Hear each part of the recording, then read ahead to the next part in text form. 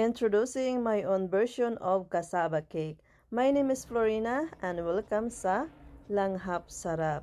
Pero guys, kung bago ka lang sa channel ko, huwag niyo pong kalimutan mag-subscribe and click the notification button para updated kayo sa mga bagong videos katulad nito. So for today's content guys, ipapakita ko sa inyo kung paano gumawa ng ganitong klaseng cassava cake. Siyempre, pati na rin ang ating coconut caramel sauce. So una, dapat gagamit tayo ng klase or tamang uri ng cassava or frozen cassava. So gamit ko dito itong brand na to guys, Manila Choice Cassava, grated cassava. Kaya naman, Manila Choice, baka naman pwedeng mag-sponsor dyan, charot. Kasi guys, napakamahal na ngayon itong ingredients na to. Yung cassava dito, itong 1 pack lang ay almost $4. Siyempre plus tax pa, diba? So dito yun sa amin sa Canada. Ito yung gamit ko talaga dito paggawa ng cassava cake kasi maganda yung texture niya. Maglagay tayo ng asin, asukal, siyempre itlog. Sa mga magtatanong kung pwede walang itlog, ang sagot ko niyan guys, pwede. Kasi ay nagawa ko na rin yan dati na walang itlog one time. Masarap pa rin. Pero ito talaga guys, ito yung recipe. Lagi kong pinapalo kasi pinag-aralan ko talaga tong recipe ito. So, nasanay na. At saka maganda rin kasi pag may itlog. So, haluin nyo lang para hindi maluto paglagay ng melted butter yung itlog. Kahinalo ko muna. So, ngayon maglagay tayo ng condensed milk. So, mga 1/4 cup lang ilagay ko dito. Then, coconut milk.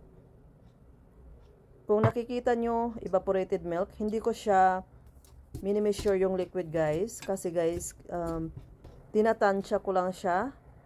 Kasi nakabase ako sa liquid. Yung parang hindi dapat yung texture ng ating cassava ay hindi runny. Ganyan lang dapat guys. Kaya paunti-unti lang ang paglagay ko. So magdagdag ako dito ng konting evaporated milk. Ayan. So, dapat ang consistency ng ating cassava ay tama. Sakto lang talaga kasi ayaw natin maging runny. So, optional to pero highly recommended. Lagi akong naglalagay ng lemon zest kasi iba talaga yung lasa niya guys. Masarap. Mas lalong sumasarap ang cassava cake. So, maglagay rin tayo dito ng grated cheese. So, ang gamit ko naman ditong grated cheese ay Magnolia cheese. Kaya naman, Magnolia cheese. Baka naman. So, haluin lang natin to ng maayos. So, dapat habang nandito ka na sa process na to guys, i-preheat muna ang oven for about 15 minutes. Kung umabot ka hanggang dito sa video ito guys, paki-comment naman, meaning nagustuhan mo ang recipe ito, and keep watching kasi talagang it's worth it panoorin itong recipe ito guys. So tinitikman ko siya kung sakto lang sa lasa. Din gamit natin itong bun pan. So i-grease ko lang siya ng soft butter. Kailangan talaga i-grease natin ito kasi nakapagdagdag yung brown ng ating cassava cake guys. Yung maganda yung itsura ng ating cassava cake at saka syempre madali lang siyang i-unmold.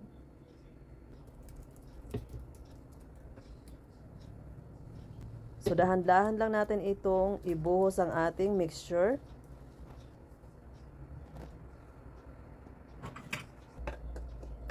So nakikita nyo hindi siya masyadong runny.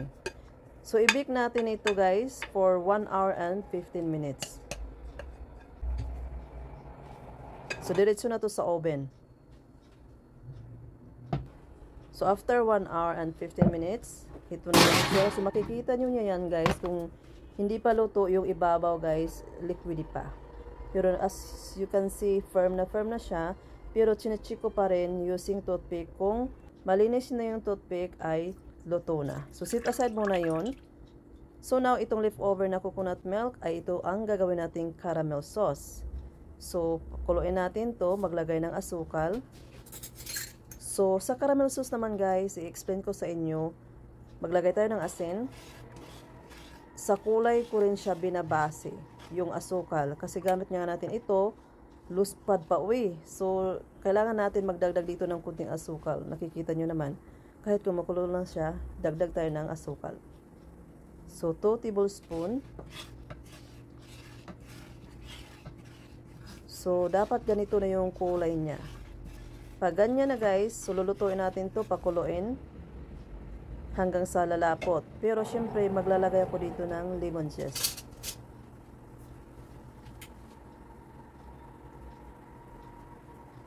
Kunti na lang yung lemon zest na natira guys kasi nga ginamit ko sa cassava mixture.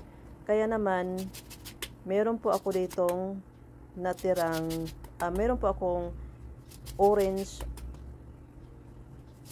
juice na lang ang gagamitin ko. Ayan.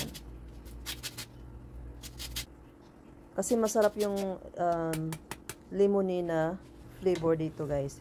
Hindi siya nakakaumay itong caramel sauce. So, lutuin natin to hanggang sa ganito na yung itsura niya guys. Dapat wag yung hayaan na titigas yung ating caramel sauce na parang candy. Dapat sa soft stage lang siya. So, luto na to. Okay na to. So, set aside. So, next step naman, pang-garnish natin. Pero this is optional by the way.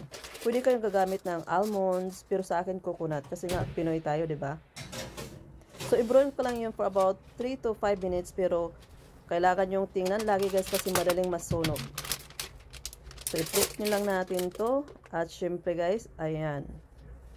Ganyan ang itsura. Closer. So, dapat ganito. Hindi siya magpa-flat. Kasi nga, like what I said, kailangan gumamit kayo ng tamang ingredients. Yun lang ang masasabi ko. Kasi pinag-aralan ko to guys. Ilang beses din ako nagkamali. So, mag-transfer tayo dito ng mga 3 tablespoons of caramel sauce. Huwag nyo masyadong damihan guys. Kasi masyadong matamis na. Masarap siya, pero pag masyadong matamis, siyempre, pangit din, di ba? So, dapat katamtaman lang. Yung parang binibitin mo yung kumakain. Oh, ang sarap, parang gusto pa, parang ganun, guys. Parang non-stop, parang hindi nila matiis na kakain ulit, parang ganun. So, ito na yung toasted coconut. Ayan. Medyo may pagkaputi pa siya para magka-contrast naman sa ating cassava cake. As na yun, nakikita nyo diha, diba? Bisaya tayo ko guys. So sana guys, nagustuhan nyo ang recipe nito, diba? Huwag nyo pong kalimutan mag-share and comment naman. At saka pag-comment kung saan ang abot ang video ito kasi hindi ko alam. Alam kong maraming nag-share pero hindi sila nagko-comment. Kasi every week yung si Papa Lo, lagi siyang nag-a-update diba every week. Kung ilang share, ganyan.